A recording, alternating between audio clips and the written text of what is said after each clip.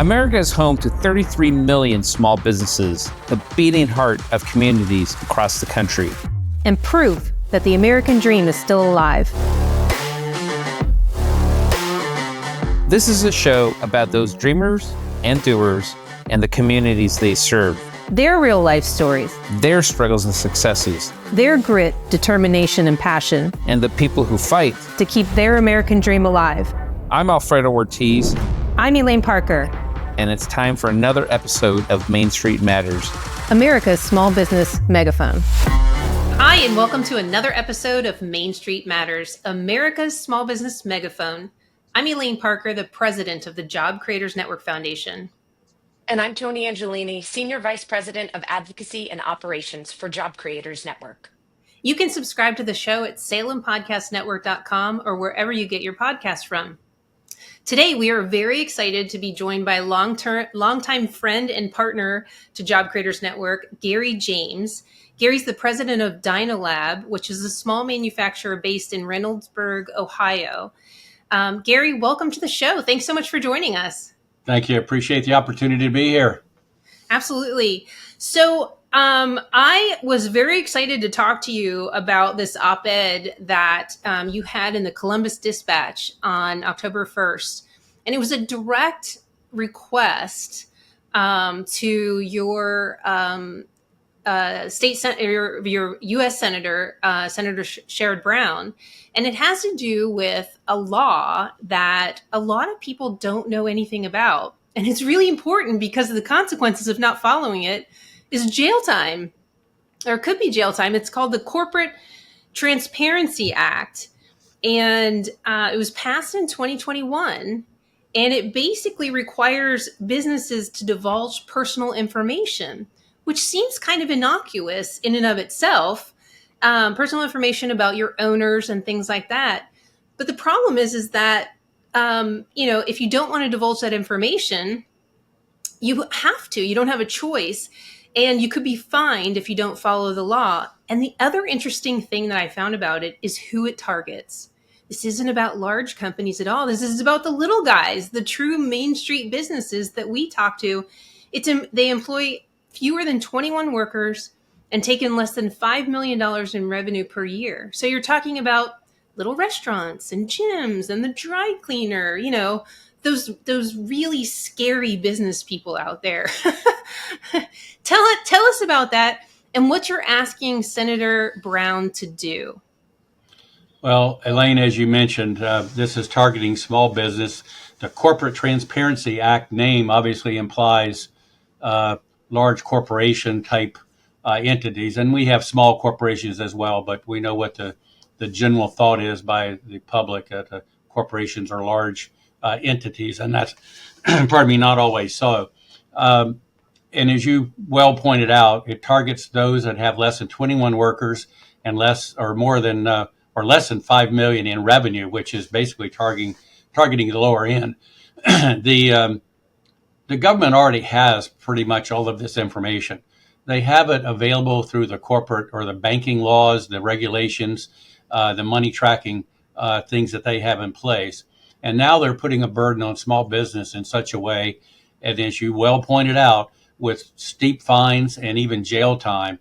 I recently had an article published in the Columbus Dispatch back on 10/1, I believe it was, that gave me an opportunity to think it through. And we led with the fact that the federal law was set to take effect at the end of this year. And again, there's steep fines and jail time for the people. It's a crackdown really by the Treasury Department to try to find money laundering schemes and so forth. And they're looking for shell companies that don't really have much activity. They may not have employees, et cetera. And again, they have all this information, but they're trying to put a lot of information together in one place. And as we know, when you put all that information together in one place, it even makes it vulnerable for hackers to have a treasure trove, if you will, of information. We recently had the Columbus, Ohio city data breach that literally turned out information on any person who had information or had any event occur with Columbus, whether it was a traffic ticket, police officers, etc.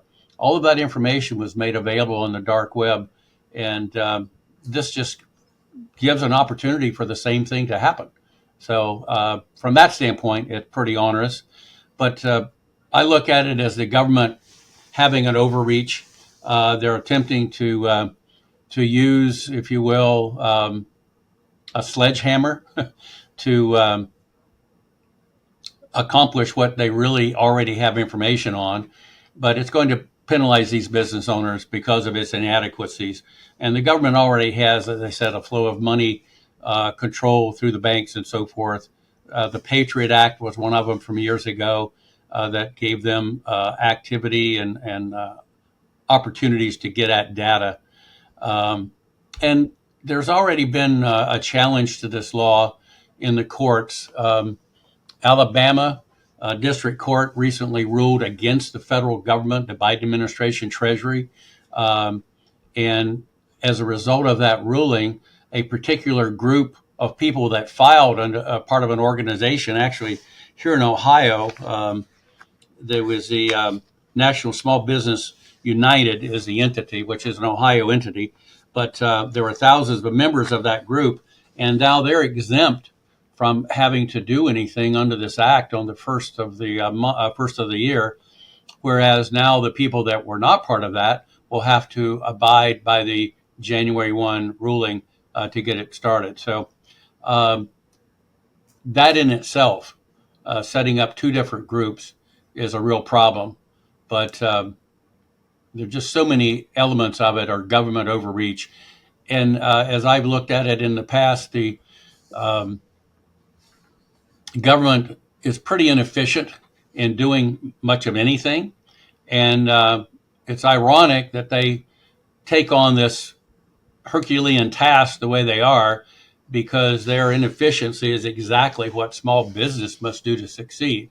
So they're antithesis of small business, if you will, and they're using that obviously to go after these companies. So again, quite a mess. And as you mentioned, Sherrod Brown is a senator here from Ohio, and he is chair of the Senate Banking Committee, and he refuses to bring legislation to the floor that could repeal or at least delay a January 1, 2025 effective date.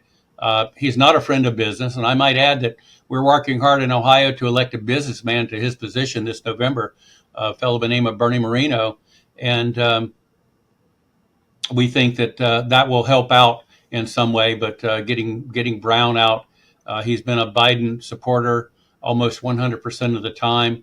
He's added to the inflation that we have. He supported the Inflation Reduction Act, which we know did no such thing, and it actually furthered inflation from what a small business would see. To that end, I've jokingly said that we need a truth in bill naming within our House and Senate, because years ago there was a big deal about the truth in lending laws. So we have the same people putting laws on us and yet undermining it and doing things the way they don't want us to do. So again, a real problem. So we're looking for Bernie Moreno to be a real senator for the people and not just a self-serving politician, as I believe Sherrod Brown has been. He's been in 40 years, and in my opinion, has really not accomplished a whole lot for the people of this country or for the state of Ohio. Have you been in contact with Senator Brown's office at all on this issue? I mean, I would imagine they saw your op-ed in the Columbus Dispatch. Well, we learned a long time ago that Senator Brown doesn't really listen to the voters.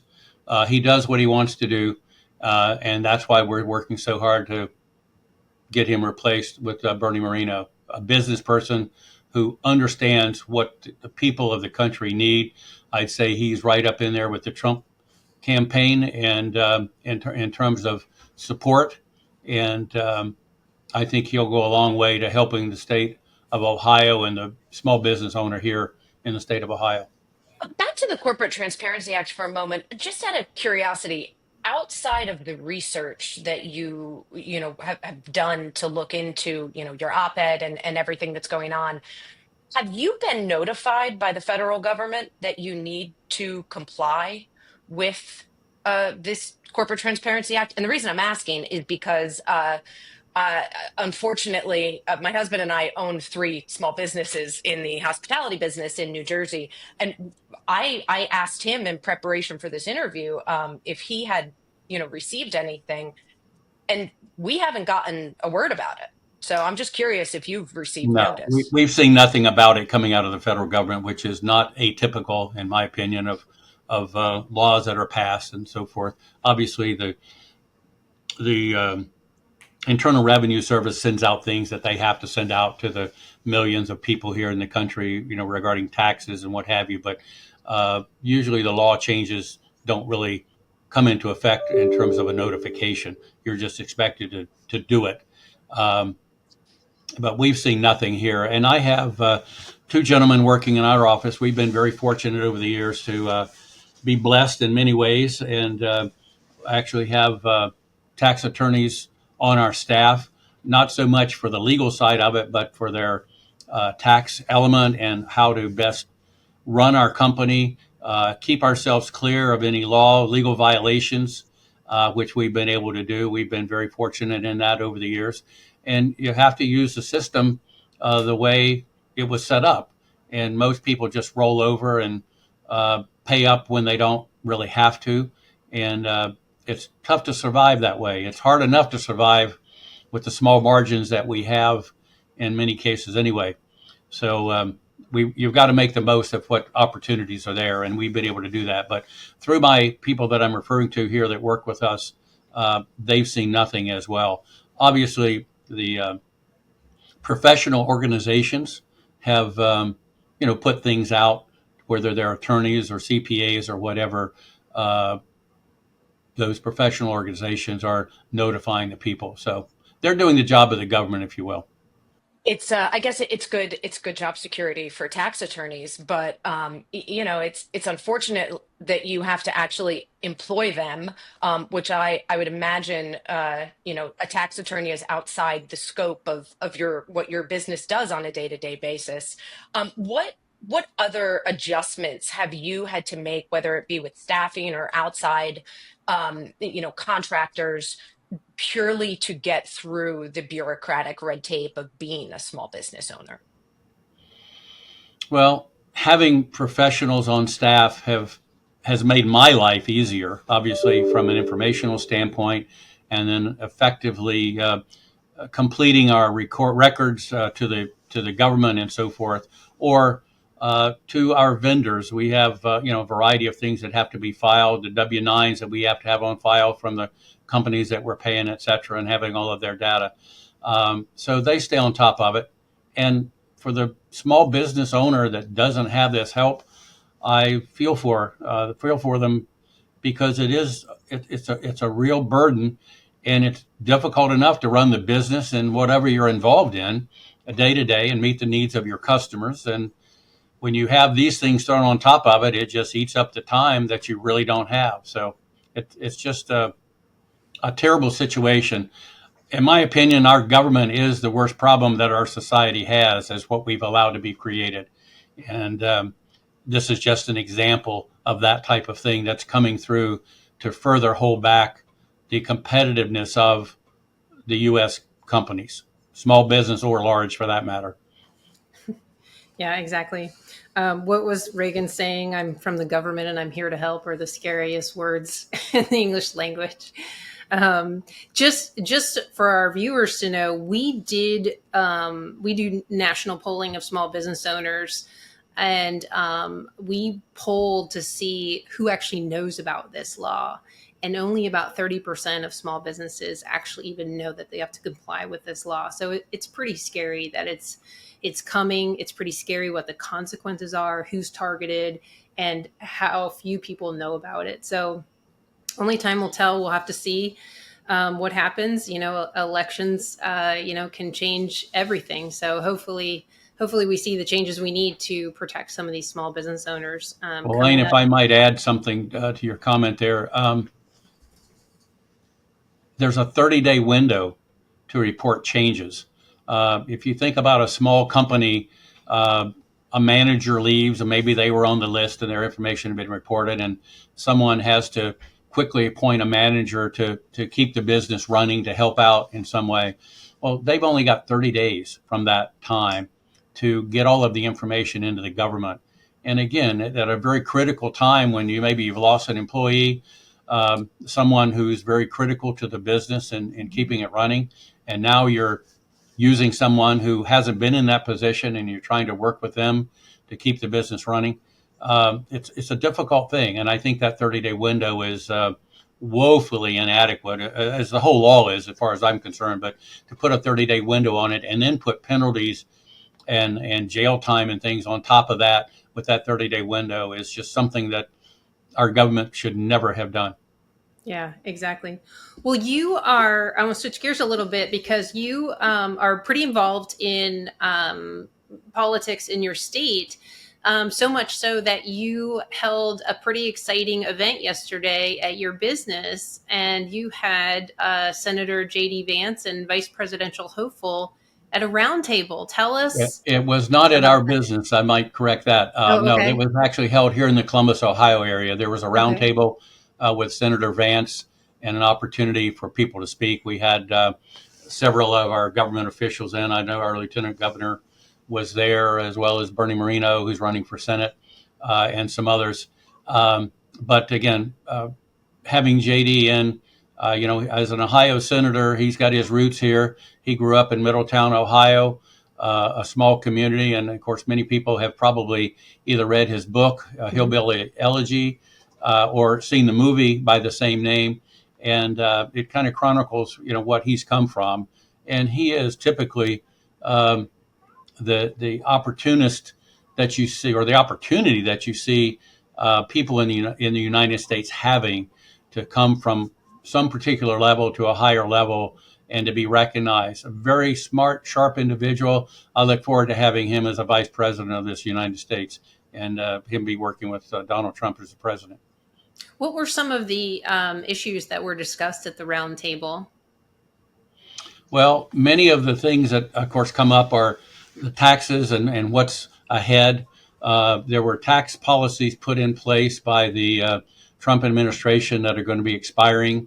That's obviously going to create additional burden for small business as well as individuals. And I'd say that was probably a major part of it. Obviously, the things that we've all been seeing and hearing about over the past few years with the Biden administration, we have the border issues, the crime, the things that are going on with possible terrorist attacks, et cetera. Those were all certainly of consideration to be there. You mentioned the taxes that provisions. That's the Tax Cuts and Job Act for our viewers that don't know. That unfortunately, sunsets at the end of next year. How will those provisions sunsetting impact your business specifically? And what other input did you hear from small business owners yesterday on the importance of making the Tax Cuts and Job Act permanent? Well, with all the inflation that's gone on, people are struggling to make ends meet, whether they be a business or an individual. And of course, there were a lot of individuals at these events yesterday. They all are, of course, concerned about the inflation and what's gone on, but particularly for business to navigate the minefield of taxes and then pay anything in a way of a higher tax is that much of a problem. The tariffs that have been applied over the years are set to double in some cases in January. And as a small business involved in electronics manufacturing, that's an issue for us. I firmly believe that China needs to be punished severely for what they've allowed to happen within their country. We've actually had product that was copied, our intellectual property stolen, our copyrights, etc. And there is no valid way legally to pursue any type of restitution through the Chinese laws. So until they bring the product into the United States, we're pretty much out of luck. And we've worked with our attorneys over the years to see if there was some way to counter that. And basically there isn't. Even if we could get a judgment, there's probably no way to collect on it. So there's no way for us to go after it. And that's very disheartening to know that you've got people out there that can do what they want with the hard work that we've put in, as we said, our intellectual property, our copyrights, et cetera, and undermine our ability to sell a product outside the United States, which, in my opinion, of course, our government should be worried about, in that we can't compete on a global basis when we can't get protection of a reasonable amount, particularly in this case through China. What and yesterday, back to the round table, what else were you hearing from attendees? What was sort of the, sort of the, I hate to use the word vibe because I think this campaign has ruined that word for me, but what was the sentiment amongst those that were attending yesterday? Well, the sentiment was that we have a very good opportunity to turn things around in November and put this country back on the right track. I'm excited about that. I think it can happen. We're doing everything we can to support those efforts and get things back to where they need to be. I think the buzzword is common sense these days that our government doesn't have, and business has to have. As I indicated earlier, the government is so inefficient in what it does, that yet we have to be so efficient to make ends meet. And the contrast between the two could never be greater, than what's going on right now in our government relative to business. But again, I go back: taxes, safety, security, crime, the border, the inflation obviously is a big deal. The fiat money that our government has printed under the Biden administration has created havoc for everyone, whether it be a business, again, or an individual. Gary, Kamala Harris has been making quite an appeal to small businesses in the terms of a small business startup tax deduction, forgivable loans to African American entrepreneurs, and provisions like that. I'm just curious, as you sort of wade through all of this and what you're hearing in terms of policy ideas, what are your thoughts on her appeal to the small business community and how you think it would impact them if she were actually elected? Well, I think small business owners now know that these are pretty much hollow things that she's offering. If you are already in business, if you're already in business, you know that. If you're not in business, you may not know it, and she may be attempting to do the same thing she's done with all of our other offerings to buy an election, basically using our tax dollars. That's most of what I see happening with her promises. But business owners today, if they're already in business, they know what's going on, and they'll see the hollowness, I guess, of some of these offerings from her. I think one of the things that scares people, of course, is she's talked about doing and this applies to business or individuals, and that's doing the tax on unrealized gains or unrealized capital gains. I don't know how much you're aware of that, but obviously it's just about as stupid, in my opinion, as you can get. You can't make somebody pay something that they don't have the ability to pay, and that's really what it does. You're trying to take money that you haven't realized and gotten cash for to be able to pay a tax on it. So again, I think it'll go away. I think Mark Cuban, who is owner of the Mavericks, and on the Shark Tank show, and he's a huge supporter of Harris. He is even on record saying if that happened, it would crash the entire stock market. Where do you get the money to pay a tax that you don't have yet? You haven't. That's the whole point. Unrealized gain. So right. I guess just for your viewers, if they're not aware of what that means, obviously, if you bought a stock for $10 and it went to $20, theoretically, at some particular point, you would be paying a tax on that $10 gain. But if you haven't sold it, you haven't gotten your money back. Goes down? What if the That's stock another goes issue. from Then the question comes up is, do you get money back from the government? I mean, the whole thing is almost impossible to administer, along with all the questions that come about as to how you really handle things like that. But again, it's so ludicrous.